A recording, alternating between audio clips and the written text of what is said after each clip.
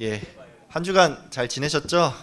예, 이번 주에 너무 진짜 더워가지고 잠도 막 설치고 그랬는데 어제가 엄청 많이 더웠던 것 같은데 그래도 오늘 또 예배에 잘 집중해서 한번 좀 말씀도 잘 듣고 찬양도 하고 또 기쁜 시간 보냈으면 합니다.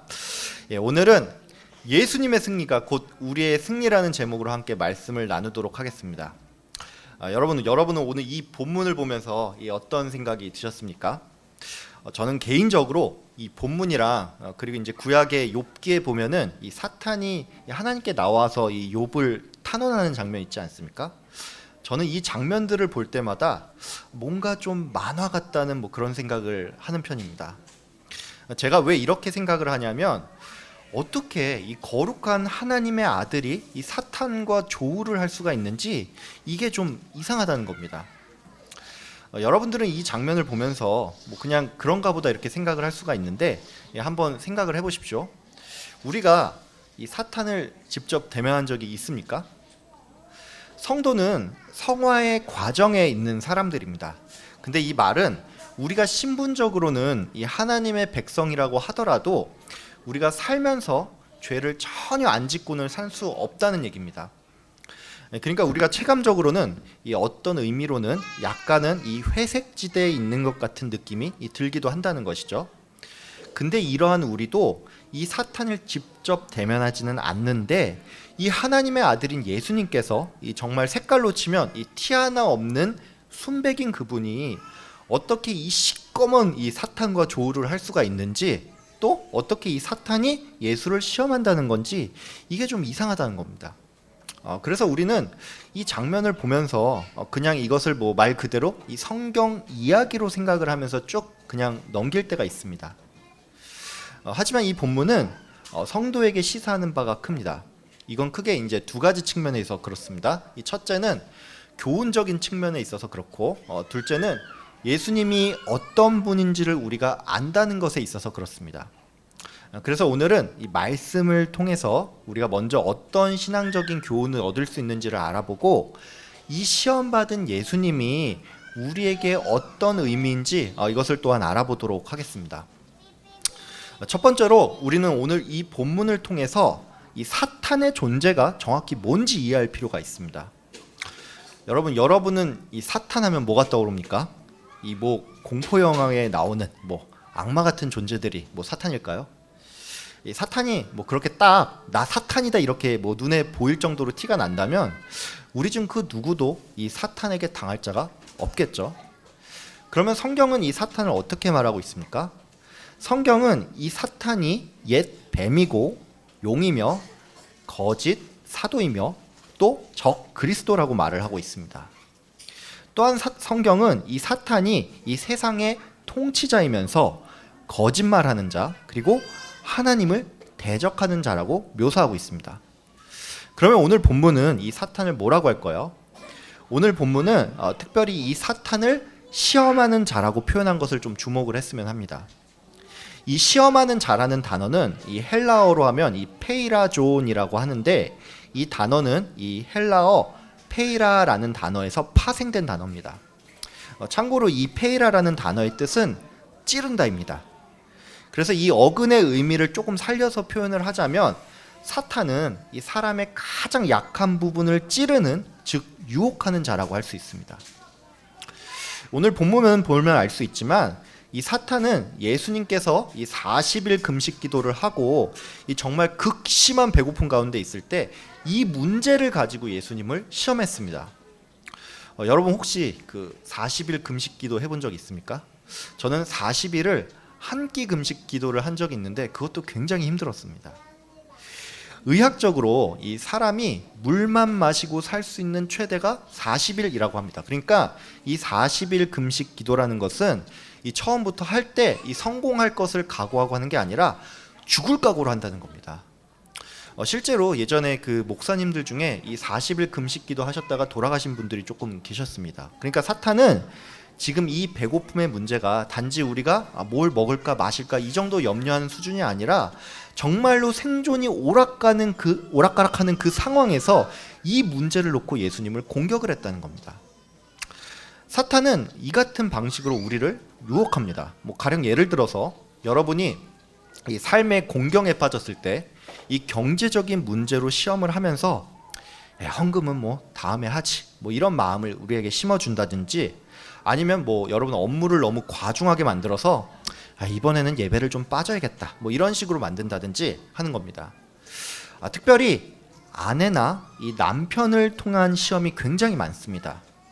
믿지 않는 아내 또 믿지 않는 남편을 통해서 주말만 되면 주일을 끼고 여행을 다닌다고 하든지, 아니면 갖가지 이유로 우리가 예배 드리는 것을 막는다는 것이죠. 또한 사탄은 우리의 가장 약한 부분을 공격을 합니다. 여러분은 살면서 어떤 회개 기도를 하십니까? 여러분 중에 매일 수십 가지, 수백 가지 죄악을 놓고 회개 기도를 하는 분이 계십니까? 예를 들어서 여러분 중 누군가가 아침에 일어나서 하나님, 저는 어제 아이들에게 화를 냈고 이 아내에겐 거짓말을 했습니다. 그리고 직장에서는 사람들과 심하게 다퉜고 이 돈 욕심으로 이 회사의 공금을 횡령했습니다. 그리고 어제 저는 술에 만취해서 누군가를 때렸고 유흥업소에 들러서 음란의 죄를 범했으며 사람들 앞에서 저를 과시하면서 잘난 체 했고 마음으로 수도 없이 많은 사람들을 죽였습니다. 이렇게 하루 만에 이 수십 가지 수백 가지 회개 기도를 가지고 기도하는 분이 계실까요? 아마도 이런 분은 없을 겁니다. 물론 인간의 이 죄성이라는 것이 딱 한 가지 측면으로만 드러나는 것은 아니지만, 많은 성도님들은 그래도 나는 이 부분에 있어서는 유혹을 그렇게 많이 받지는 않는 것 같아 이런 게 좀 있을 겁니다. 여러분 만약 잘 모르겠다면 여러분 회개 기도하실 때 그 내용을 한번 살펴보십시오. 그러면 아시겠지만 그 회개의 내용들이 매일매일 바뀌고 새로워지는 경우는 많지 않을 겁니다. 대체로 많은 성도가 주로 이 비슷한 내용을 가지고 회개를 합니다. 근데 이 말은 우리가 죄를 지을 때도 주로 짓는 죄를 또 짓는다는 겁니다.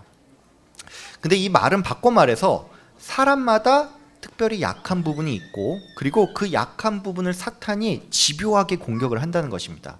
그렇기 때문에 여러분은 이 사탄이 여러분의 약점을 공격하는 자임을 꼭 기억을 했으면 합니다. 우리가 지피지기면 백전백승이라는 그런 말이 있지 않습니까? 이 사탄의 정체를 막연히 어떤 내 삶이 잘 풀리게 하지 않는 그런 존재로 이해를 하시는 분도 계신데, 이렇게 생각을 하다가 우리가 영문도 모른 채 이 패배하는 삶을 살 수가 있다는 것입니다. 두 번째로 우리는 이 사탄의 시험이 매우 교묘하다는 사실을 좀 기억을 했으면 합니다. 이 오늘 본문을 보시면 알겠지만 이 사탄은 예수님을 시험을 할 때 네가 만약 하나님의 아들이거든 이라는 이 단서를 붙였습니다. 여러분은 이 부분을 보면서 조금 이상한 점 못 느꼈습니까? 사탄이 정말로 예수님이 이 하나님의 아들인지 몰라서 이 말을 했을까요? 이런 방식의 질문은 질문자가 어떤 이 프레임을 짜고 답하는 사람이 무슨 답을 하더라도 이 질문자의 의도에 넘어가게 하는 이 상당히 질이 나쁜 질문이라고 할 수 있습니다.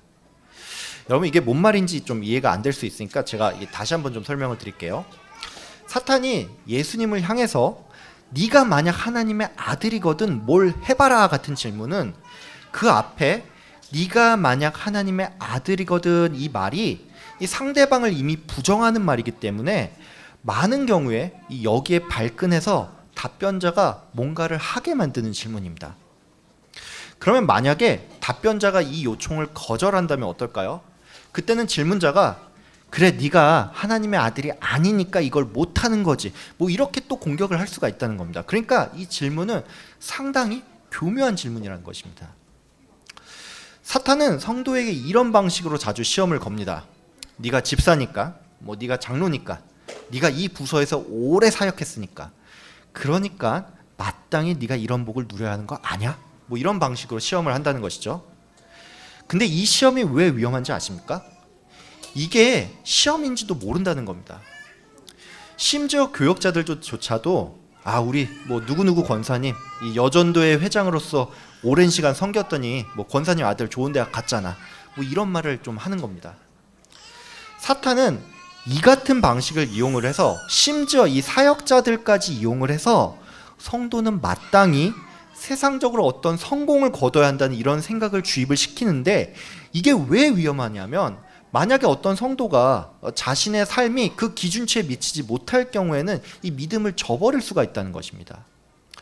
실제로 많은 이들이, 여러분도 봐서 알겠지만 뭐 삶이 잘 안 풀리든지 뭐 안 좋은 일이 있었을 때 교회를 떠나는 경우 종종 많이 보지 않습니까?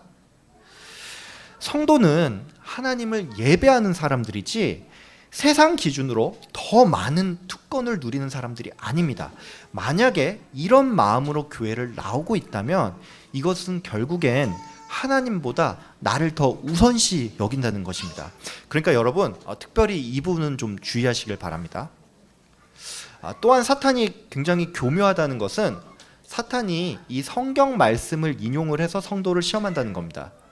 근데 이게 무서운 건 뭐냐면, 성도들이 성경 말씀이라면 일단 덮어놓고 아멘 하면서 이 받아들인 경우가 많은데, 문제는 이게 어떨 때는 오히려 성경 전체의 맥락과 전혀 맞지를 않고 심지어 하나님을 대적하는 경우도 있기 때문입니다. 여러분, 왜 수도 없이 많은 사람들이 이단들에게 넘어갑니까? 뭐 이 사람들이 지능이 떨어져서, 아니면 이 소위 말해 열심이 없어서 그런 걸까요? 이단들은 굉장히 열심입니다. 근데 왜 이들은 넘어간 걸까요? 이 사람들은 성경을 전체 맥락에서가 아닌 부분적으로 이해를 하고, 또 그마저도 굉장히 자의적으로 해석을 하기 때문에 이렇게 넘어간다는 것입니다. 그러니까 여러분, 어떤 뭐 특정 문구에 꽂혀서 뭐 특별히 우리 좀 그런 거 있잖아요. 연초에 뭐 말씀 뽑기 같은 거 하잖아요. 이런 거에 의지를 해서 살지 마시고 성경 전체를 읽고 또 모르는 게 있으면 이 교역자들에게 물어보십시오. 여러분은 이게 얼마나 좀 귀한 건지 모를 수 있는데, 저희 이 합신 출신 사역자가 이 신학적으로 정말로 정말 건전한 사람들이 많습니다. 그러니까 많이 물어보십시오. 세 번째로, 우리는 이 사탄의 시험을 꼭 성경 말씀을 통해 이겨야 한다는 사실을 기억했으면 합니다. 오늘 본문을 보면 예수님께서 이 사탄의 시험을 신명기 말씀으로 이겼다는 사실을 여러분이 알 수 있습니다. 다른 분도 아니고 예수님이라면 뭐 이 사탄한테 야, 너 그 입 다물어, 뭐 이렇게 한마디만 하면 되는 거 아닙니까? 근데 왜 예수님은 이 신명기 말씀을 인용을 한 걸까요? 예수님이 겸손해서 그런 걸까요? 만약 그래서 그렇다면 제가 한번 여쭤보겠습니다. 예수님은 이 공생의 전에는 겸손해서 신명기 말씀을 인용을 했고, 공생의 기간에는 겸손하지 않아서 뭐 구약에도 없는 이 팔복 설교를 한 걸까요? 당연히 그렇지가 않죠. 그래서 이 부분은 단지 예수님께서 겸손해서 구약의 말씀을 인용했다, 뭐 이런 식으로 이해를 하면 안 됩니다. 또 이 부분을 보면서 예수님이 말씀을 인용한 것이 말씀의 능력이 있어서 그렇다고 하는 분도 계신데, 이건 맞는 말이긴 한데, 그러면은 예수님께서 뭐 직접 말한 건 능력이 없습니까? 그러니까 이 부분은 단지 어떤 뭐 예수님께서 겸손해서, 아니면 말씀이 능력이 있으니까 뭐 이런 식으로만 해석을 해서는 안 됩니다. 그러면 예수님께서는 왜 이 말씀을 인용을 했을까요? 이것은 바로 예수님께서 이 사탄의 프레임에 놀아나지 않기 위해서입니다. 제가 앞서서 이 사탄이 네가 만일 하나님의 아들이거든 이라고 질문을 하는 게 굉장히 의도가 나쁜 질문이라고 말하지 않았습니까? 그러니까 이 시험의 포인트는 질문자의 요청에 예수님이 답을 하냐 안 하냐 여기에 있는 게 아니고, 답변자가 나의 신분에 취해서 하나님이 아닌 자기 생각대로 뭔가를 하는 순간 그 대답이 예스든 노든지 간에 이 사탄에게 책을 잡힐 수가 있다는 것입니다. 즉 이 시험의 핵심은 나를 하나님보다 우선시 둬서 내 생각에 따라 뭔가를 행하게 하는 시험이라는 것입니다. 그래서 예수님은 이 사탄의 의도를 딱 간파를 하고 자기 생각이 아닌 성경 말씀으로 응수를 했다는 것입니다. 즉 예수님께서는 하나님의 아들이면서도 이 시험에서 이기기 위해서는 하나님과 동등됨을 취하지 않았다는 겁니다. 여러분이 이 말씀 없이 사탄을 이길 수 있을 것 같습니까? 여러분은 여러분의 지혜와 능력으로 절대 사탄을 물리칠 수 없습니다. 이 사탄에 대한 어떤 뭐 적개심이 하나 있다고 해서 이게 여러분이 의롭다는 걸 증명하지도 않고, 여러분이 그 적개심이 있다고 해서 매일의 삶에서 승리할 수도 없습니다. 여러분 특히나 이걸 꼭 기억하셨으면 합니다. 성경 말씀이 능력이 있음을 인정하는 건 좋은데 성경 말씀을 무슨 그 승리를 위한 이 도구 정도로 생각을 하지 마십시오. 말씀으로 사탄을 물리친다는 것은 단순히 성경 말씀을 무기로 쓴다는 말이 아니고 성경 말씀을 하나님의 말씀으로 정말 인정하고 내가 그 말씀에 순복하면서 하나님을 진짜 내 인생의 주인으로 모시고 산다는 것을 의미합니다. 그래서 예수님께서 이 구약의 말씀을 인용한 것은 말씀을 단지 도구로 써서 이긴 게 아니라 사탄의 시험의 본질이 나를 내세우게 할 때 성경 말씀에 이르기를 이라는 말로써 내가 하나님의 말씀에 그 권위 아래 있으며 하나님을 가장 우선으로 내세웠다는 것입니다. 오늘 우리는 이 본문 말씀을 통해서 몇 가지 이제 영적인 교훈들을 얻었습니다. 그럼 여러분 이제 제가 조금 본질적인 한번 질문을 드리겠습니다. 예수님께서는 왜 사탄에게 시험을 받은 걸까요? 여러분 이거 좀 궁금하지 않았습니까? 지난주에 우리는 그 예수님께서 이 세례 요한에게 세례를 받는 장면을 살펴봤습니다. 그리고 제가 지난주 설교 때는 이 세례 요한을 조금 집중을 해서 설명을 했는데 사실 이 마태복음 3장의 클라이먹스는 예수님께서 세례를 받을 때 성령님이 비둘기처럼 임하고 또 이 성부의 목소리가 들린 그 장면입니다. 이게 왜 클라이막스인지 아십니까? 이것은 바로 이 장면 안에서 성부, 성자, 성령, 삼위일체 하나님이 모두 등장하기 때문입니다. 즉 이 장면은 성자 예수님이라는 분이 결국에는 어떤 분인지를 나타내는 장면입니다. 쉽게 말해서 이분은 지금 인간의 몸을 입기는 했으나 그 본질이 삼위일체 하나님, 결국 신이라는 것입니다. 그러면 우리는 이 마태복음 3장을 읽고 나서 이후에 어떤 장면을 떠올리는 게 자연스럽습니까? 바로 앞에 성자께서 성부와 성령을 통해서 그 신분이 드러났다면 바로 그 다음은 예수님께서 이 세상의 왕으로서 또한 대관식을 치르는 게 좀 자연스럽지 않습니까? 근데 이 다음 장면은 오늘 보신 것처럼 예수님이 광야로 가서 이 사탄에게 시험을 받았다는 겁니다. 이건 정말로 극적인 반전이라고 할 수 있습니다. 이전의 장면은 정말 웅장한 장면인데 갑자기 예수님이 이 사탄에게 시험을 받는 장면으로 갔다는 것이죠. 그럼 대체 예수님은 왜 사탄에게 시험을 받은 걸까요? 이 성자 하나님께서 한낱 인간으로서 이 신분이 뭔가 격화된 걸까요? 참고로 이 장면은 이 마태, 마가, 누가복음에 모두 기록된 장면입니다.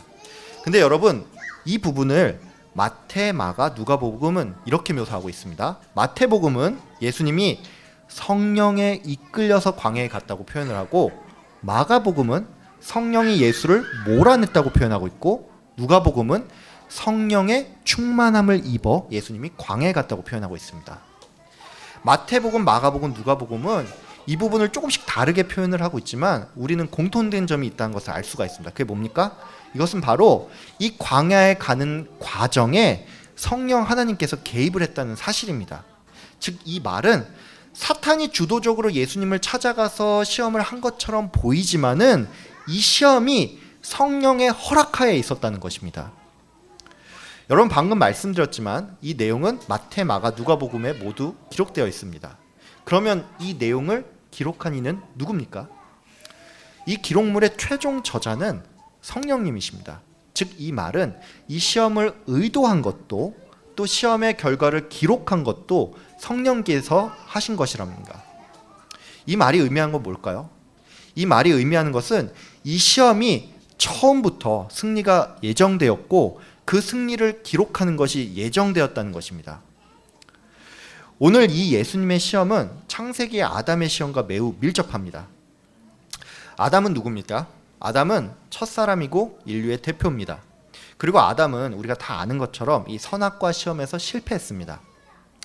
이 선악과 시험은 오늘 본문의 예수님이 받은 시험과 매우 유사합니다.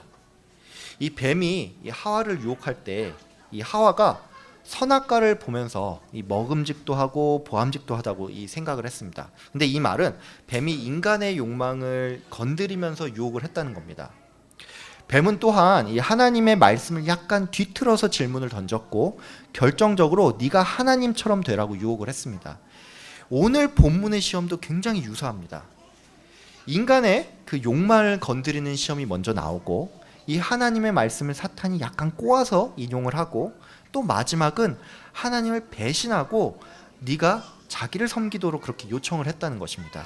그러니까 예수님께서 받은 이 시험은 아담의 시험과 바로 대비를 이룬다고 할 수가 있습니다. 아담이 실패한 시험을 예수님께서는 승리하셨습니다.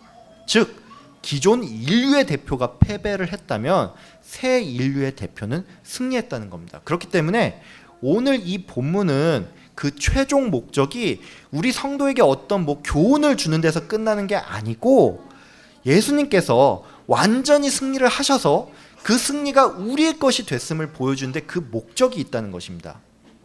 여러분, 만약에 오늘 말씀이 단순히 어떤 그 교훈의 말씀으로만 받아들인다면 우리는 분명히 또 한 주 살아가면서 분명히 좌절할 겁니다. 예수님께서는 이기셨는데 나는 졌네. 내가 아마 이 성경을 좀 덜 읽어서 그런가 보다. 이렇게 좌절을 할 겁니다.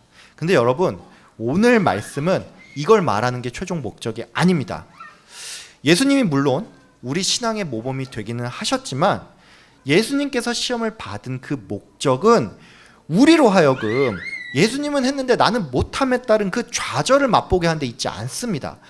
예수님께서 시험 받은 목적은 예수님이 승리했기 때문에 우리의 최종 승리도 정해져 있다는 것을 보여주는 데 있습니다. 그러니까 여러분, 우리 모두 나를 통해서 이 승리의 근거를 찾지 마시고 나의 무엇으로 일희일비하는 신앙이 아니라 이 예수 그리스도의 승리를 통해서 담대한 이 믿음을 가지는 여러분이 되길 바랍니다. 예수 그리스도의 승리가 나의 승리입니다. 여러분 모두 이 고백을 가지고 살아가시길 주의 이름으로 기도합니다. 기도하겠습니다. 사랑이 많으신 하나님 아버지, 오늘 예수님께서 이 사탄에게 시험 받는 그 장면을 통해서 우리가 몇 가지 영적인 교훈을 얻었고, 또한 예수님께서 이 사탄의 시험을 받은 궁극적인 목적이 바로 주께서 승리하셨고 그 승리가 바로 우리의 승리가 됨을 알기를 배웠습니다. 아버지 하나님, 우리가 살아가면서 여러 가지 그 사탄의 시험들이 있는데 사탄의 존재를 명확히 알고 그 시험이 얼마나 교묘한지를 좀 주의할 수 있게 하여 주시고, 그리고 이것을 이기기 위해서 꼭 필요한 것은 우리가 말씀을 알고 사랑하며 무엇보다 말씀에 순복하는 자세라는 것을 우리가 배울 수 있게 하여 주시옵소서. 무엇보다 아버지 하나님, 우리가 살면서 매번 승리하는 것이 아니라 어떤 날들은 우리의 욕심에 넘어지고 사탄의 유혹에 넘어져서 죄를 짓고 하나님께 잘못한 순간이 많습니다.